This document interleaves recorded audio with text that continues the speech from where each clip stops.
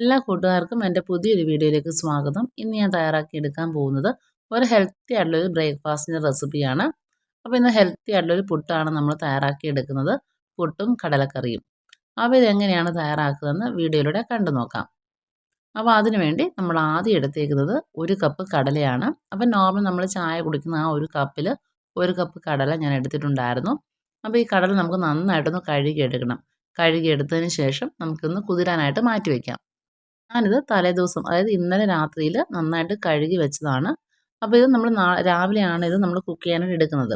അപ്പം രാവിലെ കുക്ക് ചെയ്യുന്ന സമയത്ത് നമ്മുടെ ഈ കടലയൊക്കെ നന്നായിട്ട് കുതിർന്ന് വീർത്ത് വന്നിട്ടുണ്ട്. അപ്പോൾ ഈ കടലയിലെ വെള്ളമൊക്കെ മാറ്റിയതിന് ശേഷം നമുക്ക് ഈ കുക്കറിലേക്ക് ആക്കി കൊടുക്കാം. ഇതിനോടൊപ്പം തന്നെ നമുക്കിതിലേക്ക് ഒരു സവാള ചേർത്ത് കൊടുക്കണം.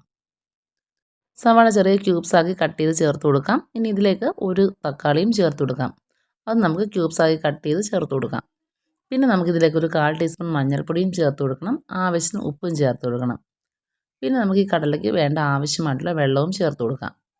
ഞാനിപ്പോൾ ഇവിടെ 2 കപ്പ് വെള്ളം ഞാൻ ഒഴിച്ചു കൊടുത്തിട്ടുണ്ടായിരുന്നു. കടലയൊന്ന് മുങ്ങിക്കിടക്കാൻ പാകത്തിനുള്ള വെള്ളം ഇത്ര ഒഴിച്ചു കൊടുത്തിട്ടുണ്ട്. എന്നിട്ട് നമ്മൾ കുക്കറിലൊരു 3-4 വിസിലൊന്ന് അടിച്ചെടുക്കാം.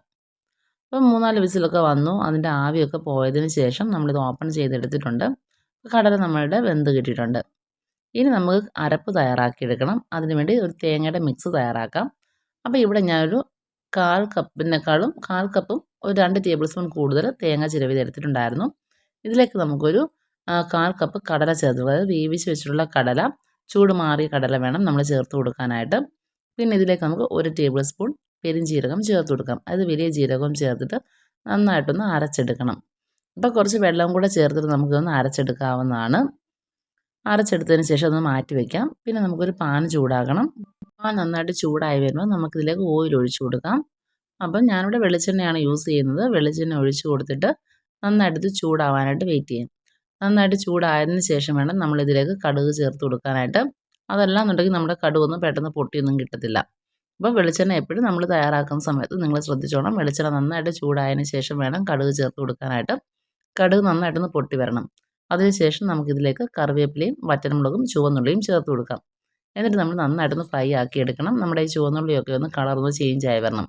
ഒരു ബ്രൗൺ നിറം ആവുന്നവരെ നമ്മളിതൊന്ന് വഴറ്റിയെടുക്കണം. ഇപ്പോൾ നമ്മുടെ ചുവന്നുള്ളിയൊക്കെ കളറൊക്കെ നന്നായിട്ട് ചേഞ്ച് ആയി വന്നിട്ടുണ്ട്. ഇനി ഇതിലേക്ക് നമുക്കൊരു 1/4 ടീസ്പൂൺ മഞ്ഞൾപ്പൊടി ചേർത്ത് കൊടുക്കാം. ഫ്ലെയിം കുറച്ച് വെച്ചിട്ട് വേണം മസാലകളൊക്കെ ചേർത്ത് കൊടുക്കാനായിട്ട്. പിന്നെ നമുക്ക് 1 table spoon Kashmiri chilli powder, 1 table spoon മല്ലിപ്പൊടി ഇത്രയും ചേർത്ത് കൊടുത്തിട്ട് നന്നായിട്ടൊന്ന് ഫ്രൈ ചെയ്തെടുക്കണം. പച്ച മണം ഒന്ന് മാറി വരണം. അതുവരെ നമ്മൾ നന്നായിട്ടൊന്ന് ഫ്രൈ ആക്കി എടുക്കണം. ഫ്ലെയിം എപ്പോഴും കുറച്ച് വെച്ചിട്ട് ചെയ്യുക. അതല്ലാന്നുണ്ടെങ്കിൽ പൊടികളൊക്കെ കരിഞ്ഞു പോകും. പിന്നെ നമ്മുടെ കറിക്ക് ടേസ്റ്റ് ഉണ്ടാവില്ല. അപ്പോൾ ഫ്രൈ ആയതിനു ശേഷം ഇതിലേക്ക് നമുക്ക് 1 ടേബിൾ സ്പൂൺ മീറ്റ് മസാലയും കൂടെ ഞാൻ ചേർത്ത് കൊടുക്കുന്നുണ്ട്. നിങ്ങൾക്ക് മീറ്റ് മസാലയ്ക്ക് പകരം ഗരം മസാലയാണെങ്കിലും ചേർത്ത് കൊടുക്കാവുന്നതാണ്. അതുകൂടെ ചേർത്തിട്ട് നന്നായിട്ടൊന്ന് ഫ്രൈ ആക്കി എടുക്കാം. നന്നായിട്ട് ഫ്രൈ ആയൊരു സ്മെല്ല് വരുമ്പോൾ നമുക്കിതിലേക്ക് കടല വേവിച്ച് വെച്ചിട്ട് അതുകൂടെ ചേർത്ത് കൊടുക്കാം. ആദ്യം നമ്മൾ കടലയിലെ ആ വെള്ളം ഒന്ന് ചേർത്ത് കൊടുത്തിട്ട് ഈ മസാലയൊന്ന് നന്നായിട്ടൊന്ന് മിക്സ് ആക്കി എടുക്കുകയാണ്. അതിനുശേഷം നമുക്ക് ഈ കടല ഫുള്ളായിട്ട് നമുക്കിതിലേക്ക് ചേർത്ത് കൊടുക്കാം. കടലയോടെ ചേർത്തിട്ട് നമ്മൾ നന്നായിട്ടൊന്ന് മിക്സ് ആക്കി എടുക്കണം. എന്നിട്ട് ഇതിലേക്ക് ആവശ്യത്തിന് ഉപ്പുണ്ടോ എന്നുള്ളതൊക്കെ ഒന്ന് ചെക്ക് ചെയ്ത് നോക്കണം. കാരണം ഓൾറെഡി നമ്മൾ കടല വേവിച്ച ടൈമിൽ ഉപ്പൊക്കെ ചേർത്തിട്ടാണ് വേവിച്ചെടുത്തത്. എന്നാലും നിങ്ങളൊന്ന് ചെക്ക് ചെയ്ത് നോക്കുക. എക്സ്ട്രാ ഉപ്പ് വേണമെന്നുണ്ടെങ്കിൽ അത് ആഡ് ചെയ്ത് കൊടുക്കണം. കടലയോടെ ചേർത്ത് കൊടുത്തിട്ടുണ്ട്. ഇനി നന്നായിട്ടൊന്ന് മിക്സ് ആക്കി എടുക്കണം. ഇപ്പോൾ കടലക്കറി നമുക്ക് കുറച്ച് ലൂസായിട്ട് അതായത് വെള്ളം പോലെയാണ് ഇപ്പോൾ കിട്ടിയേക്കുന്നത്. ഇനി നമ്മൾ ഇതിലേക്ക് തേങ്ങയുടെ അരപ്പും കൂടെ ചേർത്താൽ മാത്രമേ നമ്മുടെ ഈ കടലക്കറി കുറച്ചുകൂടെ ഒന്ന് തിക്കായി വരികയുള്ളൂ.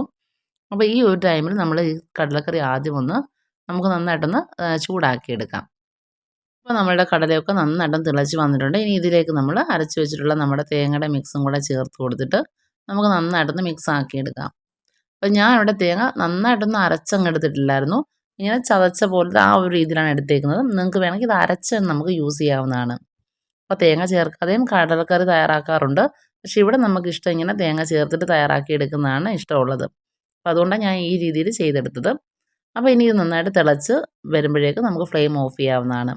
അപ്പോൾ കടലക്കറിയുടെ റെസിപ്പി ഇത്രയേ ഉള്ളൂ. പെട്ടെന്ന് തയ്യാറാക്കി എടുക്കാൻ പറ്റുന്നൊരു കടലക്കറിയാണ്. അപ്പോൾ എല്ലാവരും ഈ ഒരു രീതിയിൽ ട്രൈ ചെയ്ത് നോക്കണം. നിങ്ങൾ എങ്ങനെയാണ് തയ്യാറാക്കുന്നത് എന്നുള്ളത് ജസ്റ്റ് ഒന്ന് കമൻറ്റ് ചെയ്യണേ. അപ്പോൾ നമ്മുടെ കടലക്കറി നമുക്ക് മാറ്റി വയ്ക്കാം. ഇനി നമുക്ക് പുട്ട് തയ്യാറാക്കിയെടുക്കാം. പുട്ട് തയ്യാറാക്കാൻ വേണ്ടി നമുക്ക് തേങ്ങയുടെ ഒരു ഫില്ലിംഗ് തയ്യാറാക്കാൻ വേണ്ടി നമ്മൾ തേങ്ങ എടുത്തിട്ടുണ്ട്. അതുപോലെ തന്നെ ക്യാരറ്റ് ഗ്രേറ്റ് ചെയ്തും എടുത്തിട്ടുണ്ട്. അപ്പോൾ ഇതൊരു ഹെൽത്തി ആയിട്ടുള്ളൊരു പുട്ടാണ് ഞാൻ തയ്യാറാക്കുന്നത്. അപ്പോൾ അത് കാരണമാണ് ഈ ക്യാരറ്റ് കൂടെ ചേർത്ത് കൊടുത്തേക്കുന്നത്. അപ്പോൾ ക്യാരറ്റൊക്കെ ചേരുമ്പോൾ കുറച്ച് കളർഫുൾ ആകുമ്പോൾ കുട്ടികൾക്കാണല്ലോ ഒത്തിരി ഇഷ്ടപ്പെടുകയും ചെയ്യും. അപ്പോൾ ഈ ഒരു പുട്ട് കഴിക്കണമെങ്കിൽ നമുക്ക് കറികളുടെ ഒന്നും ആവശ്യമൊന്നുമില്ല. അപ്പോൾ ഈ തേങ്ങയും ക്യാരറ്റിൻ്റെ മിക്സ് മാറ്റി വയ്ക്കാം. പിന്നെ ഓൾറെഡി ഞാനിവിടെ പുട്ടിന് നനച്ച് വെച്ചിട്ടുണ്ടായിരുന്നു. അപ്പോൾ ഇനി നമുക്ക് പുട്ട് തയ്യാറാക്കിയെടുക്കാം. അതിനുവേണ്ടി പുട്ടുകുടത്തിൽ വെള്ളമൊക്കെ വെച്ച് കൊടുത്തിട്ടുണ്ട്. അതൊന്ന് ചൂടായി വരട്ടെ. അതിനുശേഷം നമുക്ക് ചില്ലൊക്കെ ഇട്ടിട്ട് നമുക്ക് പുട്ട് ഒന്ന് നിറച്ച് കൊടുക്കാം. അപ്പോൾ ആദ്യം നമുക്ക് തേങ്ങയുടെ മിക്സാണ് ആദ്യം നമ്മൾ നിറച്ച് കൊടുക്കുന്നത്. അപ്പോൾ 2-3 ടേബിൾ സ്പൂൺ നമുക്ക് തേങ്ങയുടെ മിക്സ് നമുക്ക് ഇതിലേക്ക് ചേർത്ത് കൊടുക്കാം. അപ്പോൾ ഈ ഒരു പുട്ട് കഴിക്കണം എന്നുണ്ടെങ്കിൽ നമുക്ക് കറികളുടെ ആവശ്യമില്ല. കാരണം ഈ തേങ്ങയും അതുപോലെ ക്യാരറ്റും ഒക്കെ ഉള്ളത് കൊണ്ട് നമുക്ക് വെറുതെ അങ്ങനെ കഴിക്കാനാണെങ്കിലും നല്ല ടേസ്റ്റാണ്. അപ്പോൾ വൈകുന്നേരം നമ്മൾ കാപ്പിയൊക്കെ കഴിക്കുന്ന സമയത്ത് നമുക്ക് വെറുതെ ഇത് കഴിക്കാനും നല്ലൊരു ടേസ്റ്റാണ്. അപ്പം എല്ലാവരും ഈ ഒരു രീതിയിലൊന്ന് ട്രൈ ചെയ്ത് നോക്കണം. പിന്നെ വെജിറ്റബിൾസൊക്കെ വേറെ ഉണ്ടെന്നുണ്ടെങ്കിൽ നിങ്ങൾക്ക് അതൊക്കെ ചേർത്ത് കൊടുക്കാവുന്നതാണ്. ഞാനിപ്പോൾ ഇവിടെ ക്യാരറ്റ് വെച്ചിട്ട് മാത്രമാണ് ചെയ്തെടുത്തേക്കുന്നത്. അപ്പോൾ ആദ്യം നമ്മൾ ക്യാരറ്റ് തേങ്ങയുടെ മിക്സ് ആദ്യം നിറച്ച് കൊടുത്തു. അതിനുശേഷം നമ്മൾ പുട്ടിൻ്റെ മിക്സ് കൂടെ നിറച്ച് കൊടുക്കാം. അപ്പോൾ ഓരോ ലെയറായിട്ട് നമ്മളിങ്ങനെ ഇട്ട് കൊടുക്കാം. ആദ്യം ക്യാരറ്റിൻ്റെ മിക്സ്, പിന്നെ പുട്ടിൻ്റെ ആ പൊടി ചേർത്ത് കൊടുക്കാം. പിന്നെ വീണ്ടും ക്യാരറ്റിൻ്റെ മിക്സ്, വീണ്ടും പുട്ടിൻ്റെ പൊടി. അങ്ങനെ ആ രീതിയിൽ നമുക്ക് 2-3 ലെയറായിട്ട് നമ്മളിതൊന്ന് തയ്യാറാക്കിയെടുക്കാം. പൊതുവെ കുട്ടികൾക്കൊക്കെ പുട്ടൊക്കെ കഴിക്കാൻ ഭയങ്കര മടിയായിരിക്കും. അങ്ങനെയുള്ള കുട്ടികൾക്കൊക്കെ ഇങ്ങനെ വെജിറ്റബിൾസൊക്കെ ചേർത്ത് കൊടുക്കുകയാണെന്നുണ്ടെങ്കിൽ കളർഫുൾ ആയിരിക്കുന്നത് കൊണ്ട് തന്നെ അവർക്കത് ഒത്തിരി ഇഷ്ടമാവുകയും ചെയ്യും. നല്ല ഇൻട്രസ്റ്റോടുകൂടി അവരത് കഴിക്കുകയും ചെയ്യും. പിന്നെ കുട്ടികൾക്ക് മധുരമൊക്കെ ഇഷ്ടമായതുകൊണ്ട് ഈ ക്യാരറ്റിനൊക്കെ പകരം നമുക്ക് വേണമെങ്കിൽ ഏത്തപ്പഴം കുട്ടികൾക്ക് നല്ലതല്ലേ കഴിക്കാനും. അപ്പോൾ ഏത്തപ്പഴം വേണമെങ്കിൽ ഏത്തപ്പഴവും തേങ്ങയും കൂടെ മിക്സ് ചെയ്തിട്ട് കുറച്ച് പഞ്ചസാര വേണമെങ്കിൽ അതിലൊന്ന് മിക്സ് ആക്കി എടുക്കാം. എന്നിട്ട് അത് വെച്ചിട്ടാണ് ആ ഫില്ലിങ് തയ്യാറാക്കിയിട്ട് അത് വെച്ചിട്ടാണ് നമുക്ക് ഈ പുട്ട് തയ്യാറാക്കുന്ന സമയത്ത് ആ ഒരു ഫില്ലിങ് ആദ്യം കൊടുത്തിട്ട് പിന്നെ നമ്മൾ പുട്ടിൻ്റെ മിക്സ് ചെയ്ത് കൊടുക്കാം. അതിനുശേഷം വീണ്ടും ആ ഒരു ഏത്തപ്പഴത്തിൻ്റെ മിക്സ് കൂടെ ചേർത്ത് കൊടുത്തിട്ട് അങ്ങനെയും പുട്ട് തയ്യാറാക്കി എടുക്കാൻ പറ്റും. അതാണെങ്കിലും കുട്ടികൾക്ക് വേറെ കറികളോ ഒന്നും വേണ്ട. കുട്ടികൾക്ക് അത് തന്നെ കഴിക്കാനായിട്ട് പറ്റും. കാരണം ആവിയിൽ കഴിക്കുന്ന സാധനമൊക്കെ നല്ലതല്ലേ കുട്ടികൾക്കൊക്കെ കൊടുക്കാനായിട്ട്. അപ്പോൾ ഏത്തപ്പഴം കുറച്ച് ഹെൽത്തി ആയതുകൊണ്ട് കുട്ടികൾക്ക് പച്ചയ്ക്ക് എന്തായാലും കഴിക്കാൻ മടി. ഈ പഴുത്ത ഏത്തപ്പഴമൊക്കെ കഴിക്കാൻ മടിയായിരിക്കും. അങ്ങനെയുള്ള കുട്ടികൾക്ക് ആ ഒരു രീതിയിൽ ട്രൈ ചെയ്ത് കൊടുത്താലും അവർക്കാണല്ലോ ഒത്തിരി ഇഷ്ടമാവുകയും ചെയ്യും. അപ്പോൾ എന്തായാലും നമ്മളിവിടെ പുട്ട് ഇപ്പോൾ ഇവിടെ നിറച്ച് കഴിഞ്ഞിട്ടുണ്ട്. നിങ്ങൾ വീട്ടിൽ പുട്ട് തയ്യാറാക്കുന്ന സമയത്ത് ഈ ഒരു രീതിയിലൊക്കെ തയ്യാറാക്കി നോക്കാറുണ്ടോ? അങ്ങനെയാണെന്നുണ്ടെങ്കിൽ ഒന്ന് പറയണേ. അതുപോലെ വെറൈറ്റി ആയിട്ട് നിങ്ങൾ പുട്ട് തയ്യാറാക്കുന്നുണ്ടെങ്കിൽ ഒന്ന് ജസ്റ്റ് ഒന്ന് കമൻറ്റ് ചെയ്യുക കേട്ടോ. ഇനി നമുക്കിത് ആവിയിലൊന്ന് പുഴുങ്ങിയെടുക്കാവുന്നതാണ്. അപ്പോൾ അതിനുവേണ്ടി നമ്മളുടെ വെള്ളമൊക്കെ നന്നായിട്ട് തിളച്ച് വന്നിട്ടുണ്ട്. ഇതിലേക്കൊന്ന് വെച്ച് കൊടുക്കാം. ഇനി നമുക്ക് ആവിയൊക്കെ പുറത്ത് വരുന്ന ടൈമിൽ നമുക്കിത് ഫ്ലെയിം ഓഫ് ചെയ്യാവുന്നതാണ്. അപ്പോൾ പെട്ടെന്ന് തയ്യാറാക്കി എടുക്കാൻ പറ്റുന്ന ഒരു റെസിപ്പിയാണ് ഈ പുട്ടെന്ന് പറയുന്നത്. അപ്പോൾ പുട്ടും കടലക്കറിയും നല്ലൊരു കോമ്പിനേഷനാണ്. അപ്പോൾ എല്ലാവരും വീട്ടിലൊന്ന് ട്രൈ ചെയ്ത് നോക്കണേ. അപ്പോൾ നമ്മുടെ പുട്ടൊക്കെ ആവിയൊക്കെ നന്നായി വന്നിട്ടുണ്ടായിരുന്നു. നമുക്കിനി ഇത് ഓപ്പൺ ചെയ്തെടുക്കാം. അപ്പോൾ ഇത്രയേ ഉള്ളൂ നമ്മളുടെ ഇന്നത്തെ റെസിപ്പി എന്ന് പറയുന്നത്. രാവിലത്തെ ബ്രേക്ക്ഫാസ്റ്റിന് പുട്ടും കടലക്കറിയുമായിരുന്നു. അപ്പോൾ എല്ലാവരും ട്രൈ ചെയ്ത് നോക്കട്ടെ. നിങ്ങളുടെ ഫീഡ്ബാക്ക് അറിയിക്കുക. റെസിപ്പി ഇഷ്ടമായിട്ടുണ്ടെങ്കിൽ നിങ്ങൾ ലൈക്ക് ചെയ്യാനും ഷെയർ ചെയ്യാനും മറക്കരുത്. പിന്നെ ചാനൽ സബ്സ്ക്രൈബ് ചെയ്യാതെ ആരെങ്കിലും കാണുന്നുണ്ടെങ്കിൽ ഒന്ന് സബ്സ്ക്രൈബ് ചെയ്ത് സപ്പോർട്ട് ചെയ്യണം. വീണ്ടും നമുക്ക് നല്ലൊരു റെസിപ്പിയുമായിട്ട് കാണാം. അതുവരേക്കും ബൈ. Thank you.